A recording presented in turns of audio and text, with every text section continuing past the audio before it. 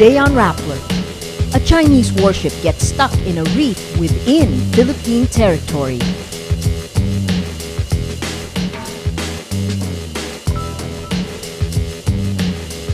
ASEAN fails to issue a closing joint statement for the first time in 45 years as the Philippines and Cambodia lock heads.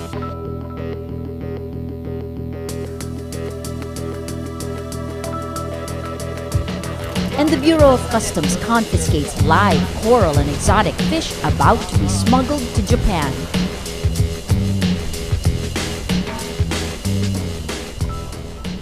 Hello, I'm Maria Ressa. Welcome to Rappler, your social news network.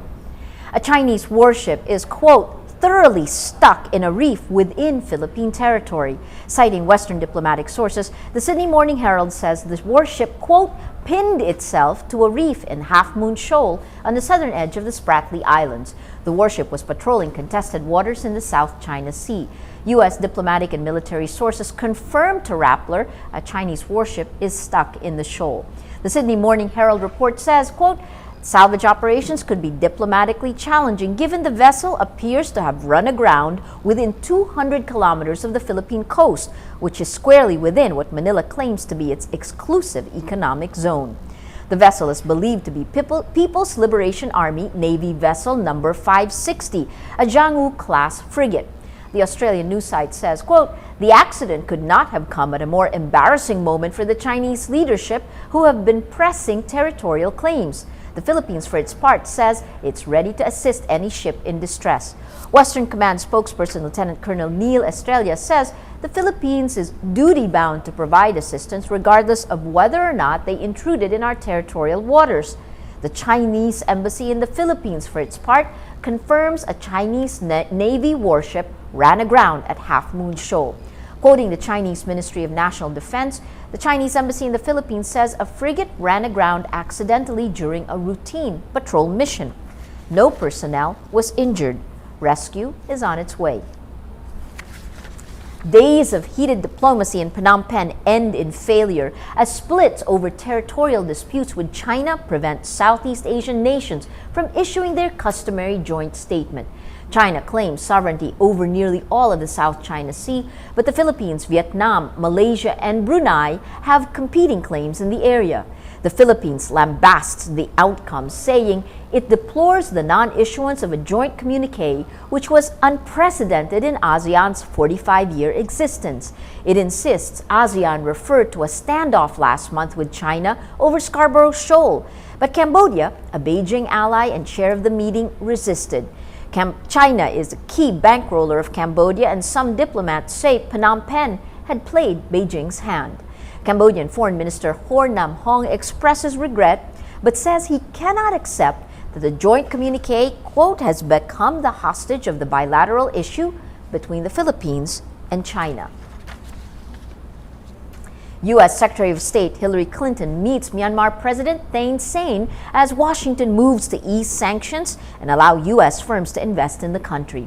Clinton says the U.S. welcomes Myanmar's reforms, such as freeing democracy icon Aung San Suu Kyi and welcoming opposition back into mainstream politics. But concerns over ongoing ethnic and sectarian violence remain. Clinton says fundamental reforms are required to strengthen the rule of law and increase transparency.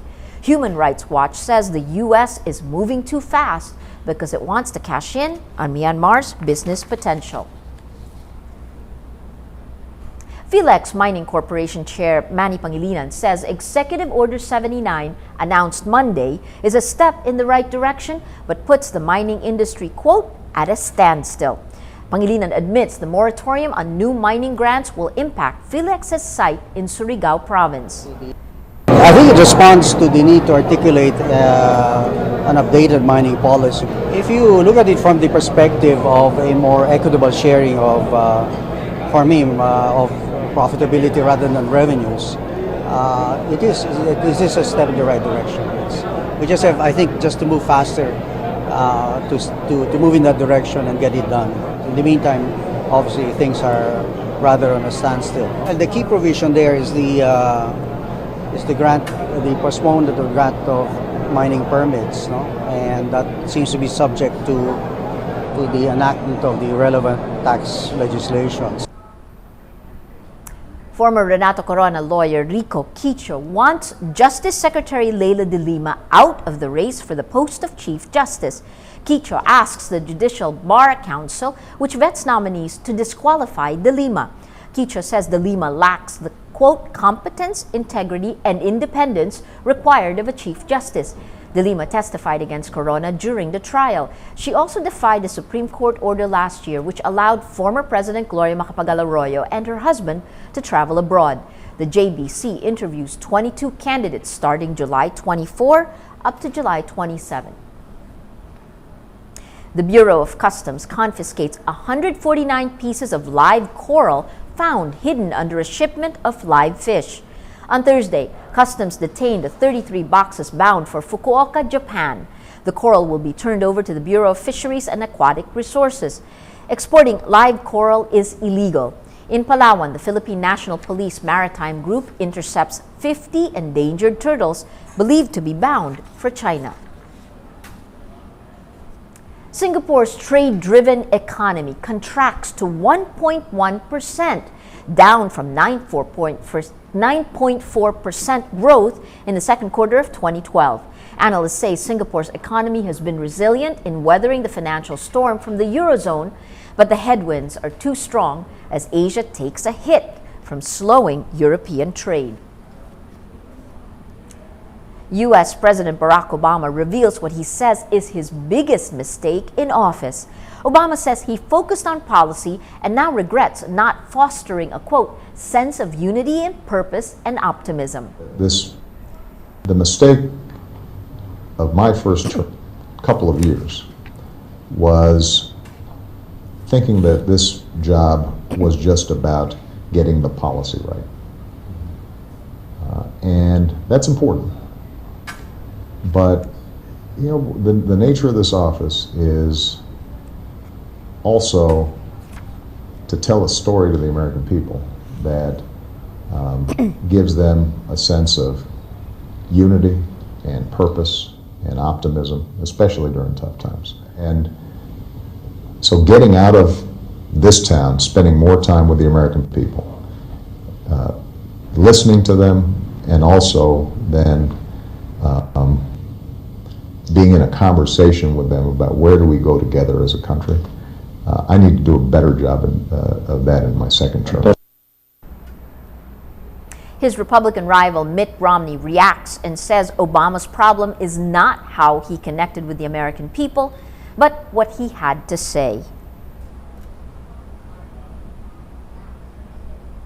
U.S. Republican presidential nominee Mitt Romney is reportedly considering Condoleezza Rice for his vice presidential running mate. The former Secretary of State under George W. Bush is considered a surprise pick because she's so strongly identified with the unpopular Bush era. Rice is known for her role as an architect of the Iraq War. She has repeatedly said she is not interested in being Romney's running mate. Romney announces his decision before the Republican convention on August 27 to 30th. Well, let's now look at Rappler's Wrap for today, a list of the 10 most important events around the world you shouldn't miss.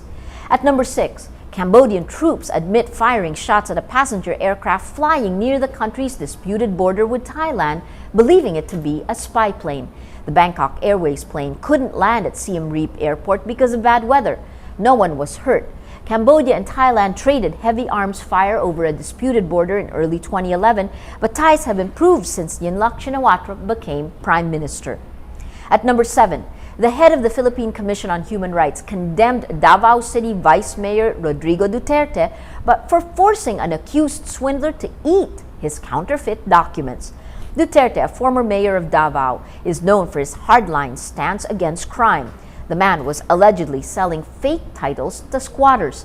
Human Rights Chairperson Etta Rosales says this is another example of impunity in the country. She adds, quote, forcing a person to eat fake land titles is a form of torture. At number 8, Britain's army will have to provide extra troops to police Olympic venues because a private security firm can't supply enough trained staff.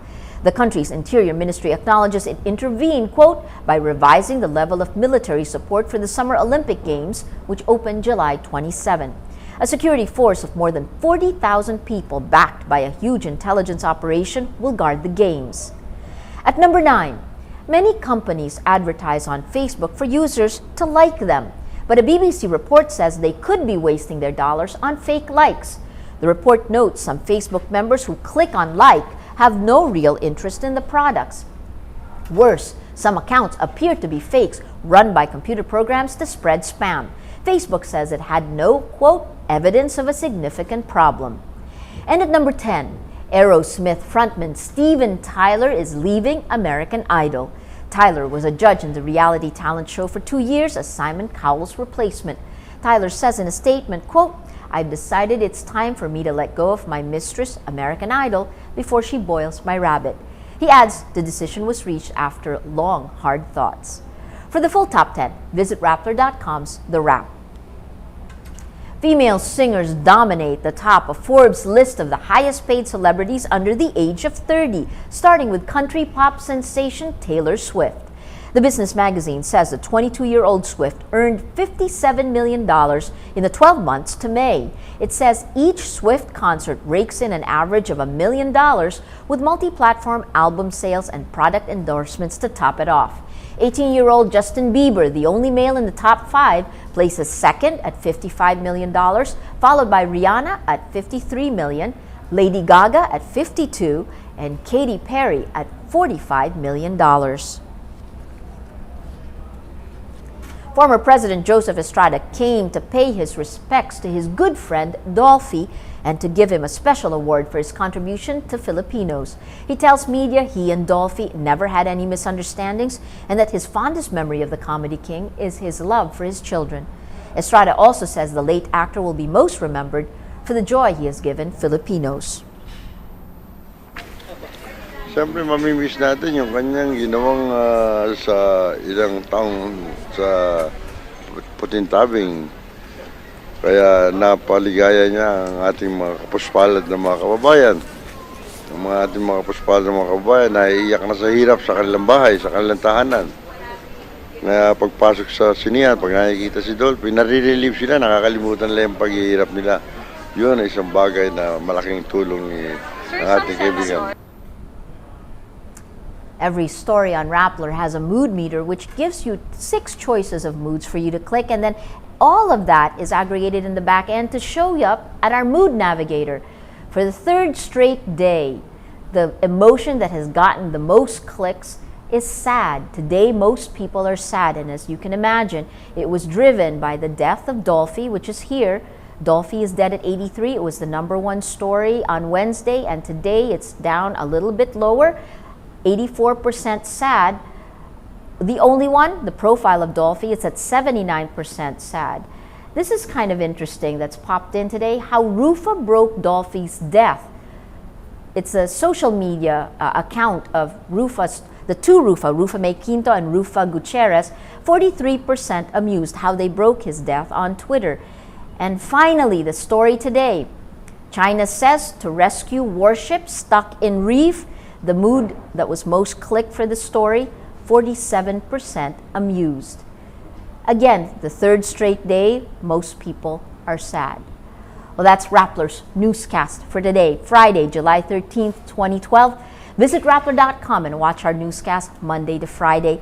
Remember to tell us how you feel on our mood meter. I'm Maria Ressa. As we say at Rappler, tomorrow begins today.